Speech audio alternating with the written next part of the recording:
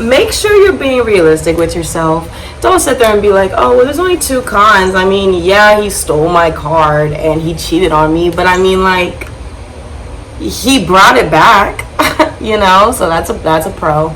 No.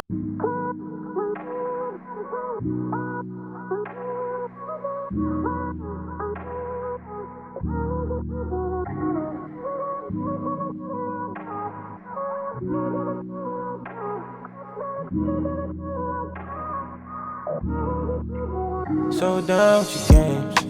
Loving me was never the same. Tell me how you just hide your pain. Finding something in me to blame. Comparing me, girl, we not.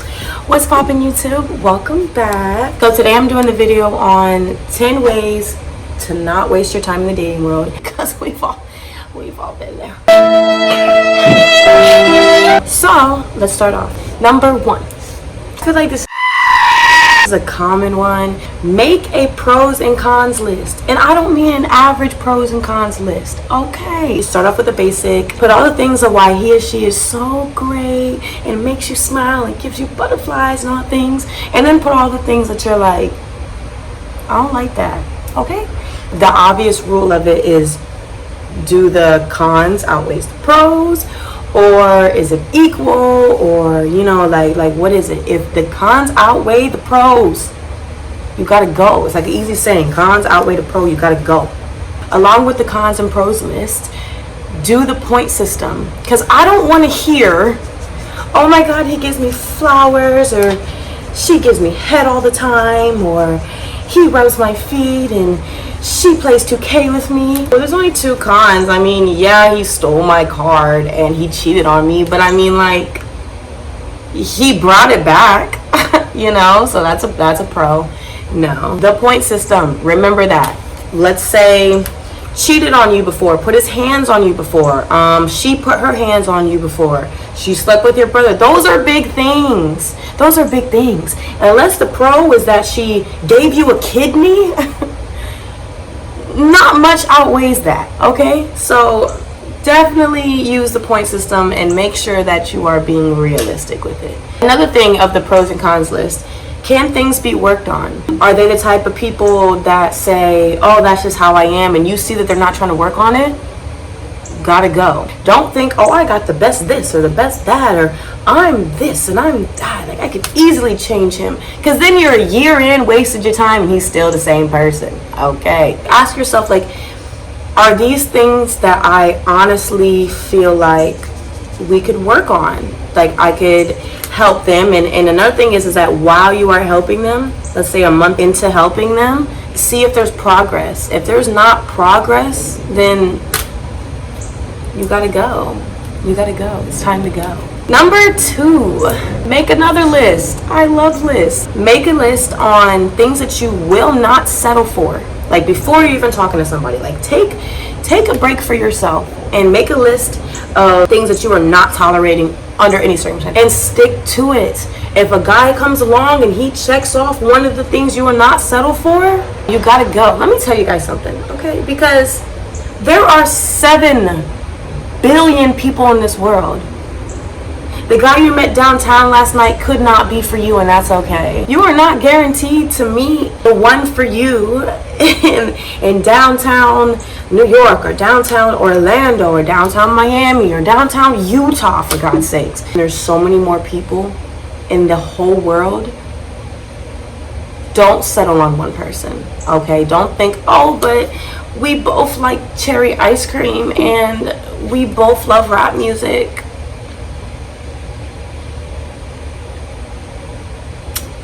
Yeah, alright. Also, along with your list of what you would not settle for, make a list of things that you 100% want. I want them to be like this. I'm the type of girl that I like to be posted. And if the guy comes along, you're talking to him, and he's like, oh, I'm not the type to post anybody I talk to, and you know that's something you will not like, for whatever personal reasons. You could be like, nope, last guy I was with didn't post me and he was hiding things. Whatever reason. You literally are entitled to whatever reason you feel like you don't want to talk to somebody for, okay? So if that's something that you are adamant on, stick to it. And if he's not adamant on it, bye. Number 3. So I know that you guys have probably heard this a lot. Or I don't know if you heard it a lot, but I saw it going around on Instagram. So I kind of made my own version of it. So it's called Love Hangman. So how it works is you start off with obviously LOVE, and when they mess up on something big or even something small, whatever you decide, if they said let's go on a date and they bail on you, or they said come over and all of a sudden they're sick but you saw on their story that they went out, or you heard them, you know, talking bad about you to the boys, whatever it is, every time they mess up, take away a letter. So they mess up one time, E's gone. They mess up another time, V is gone. They mess up another time, O is gone, L is gone, and they are gone. Okay. It's hard to give up right away, you know. When you have a connection to someone, it's hard just to be like, oh, one mess up, okay, you're done. You know, because people do make mistakes. There is the rule that's 3 strikes is out. So with the Love Hangman, you're giving them 4 chances. 4. So if they are still doing things after 4 chances, girl, they don't value you. Boy, they don't value you. They don't want to be with you. They don't want to make it work. They don't want to be loyal to you. So just cut them off. You deserve so much better. Like I said, 7 billion people in this world. Okay. I'm the type of person where, like, I really believe my gut feeling. I will have a strong gut feeling about something, and 9 times out of 10, I'm right. So if you feel like you're one of those people where even in your past 9 times out of 10 you have been right, take off a letter for sneaky behavior, because you could be right. The right person for you will not be sneaky. The right person for you, you will not have to worry about what they're doing or feel this bad gut feeling. Just everything will just be right. And I know it's hard to believe, but trust me, it will be. Number 4, be realistic with yourself. Being realistic with yourself is, I feel like, the number 1 way to save all of your time. It's literally huge. So ask yourself things about this person. Get to know them. If you are a relationship person, like, I don't like having hoes, I don't like all that, I am a relationship person, and they are not a relationship person, goodbye. Because what's going to happen is you're going to think that you can change them, and that, oh no, like, you know, eventually they're going to want a relationship, and so you're going to waste a whole 6 months, 3 months, a year on someone that does not want to be in a relationship. And besides that, a lot of people that aren't relationship people just don't want to be with you.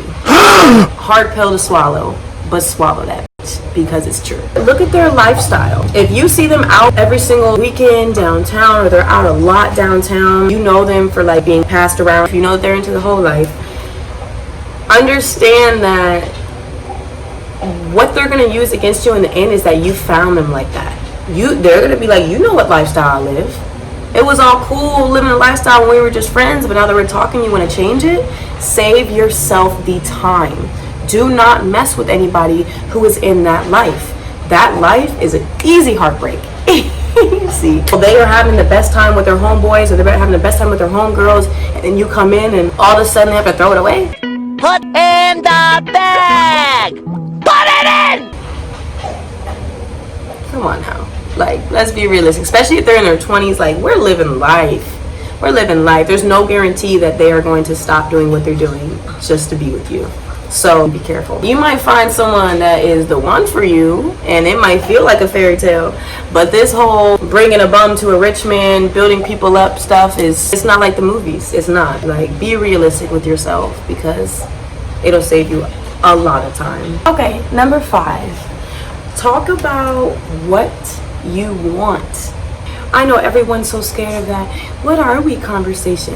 Why are we scared of it? You wanna know why society made it a scary question? To keep you from asking it. They don't want you to ask it. What are we? No, let's just wait a couple months, waste of time, sleep with you, do all that stuff. You know, whatever. Get what I want, and then what are we? Oh, no, we're not doing that no more. The what are we question comes out like that. So establish what you want. Have that sit down talk before you sleep with them, before you do anything. Sit down and be like, oh, hey, by the way, I'm a relationship type person. I'm looking for a relationship. What about you? What are you looking for? And then listen to them. And when they say I'm not the relationship type, gotta go. They say, oh, I'm just having fun. If you are not having fun, you know what type of person you are, or you know you could see yourself with this person in any type of way, and they say they're just having fun, or they're this and they're that, leave the situation. Move on. Go to the homeboy, go to the brother, go to the dad. Move on. Stay away from people who say, oh, I'm working on myself. Yeah, okay. Or I just got out of a relationship, or I'm too busy, or all the things that I know we've all heard. Let me tell you something. If somebody wants something or some person, they will make beyond the effort, and that is just facts. You know how you act when you want someone, right? You're all in. You're like, what do they need? I'm there, like if they asked me today to date them, I would. Like, you know what it means to be all in on someone. And trust me, they're not a different species. They do too. You're just not the one they want to be with. Save your time and leave. And the whole working on myself, if you're truly working on yourself, you're not even entertaining anything. You're not talking to people. You're not even wasting people's time, because you need so much time on yourself. You're not chilling with her and then, never trying to cuff her, or chilling with him and never really trying to be with him, because all that time you would use on working on yourself. And if you're working on yourself but you're downtown every weekend, you really working, huh? I see you working. I see you cut it. And then just got out of the relationship. Let me tell you, unless they've been out of a relationship for, I would say, minimum 6 months, it's still fair game for the ex. Still fair game. I don't care if she left him or he left her or whatever. Nope, it's still fair game. A lot of the relationships in the first 3 to 6 months, they hook up again, or they talk again, they try to rekindle, or they try to get back. So if they say they just got in a relationship and they say it's 6 months or less, I would say move on, because you don't want to be in a situation where you are talking to them and then all of a sudden he pops out and he's back with his ex, and then you're shocked because you thought y'all were working on something, but you're wrong. There's a grace period. There's a grace period for the exes. Stay out of it. But thanks for watching, guys. Subscribe below, like the video, leave me a comment.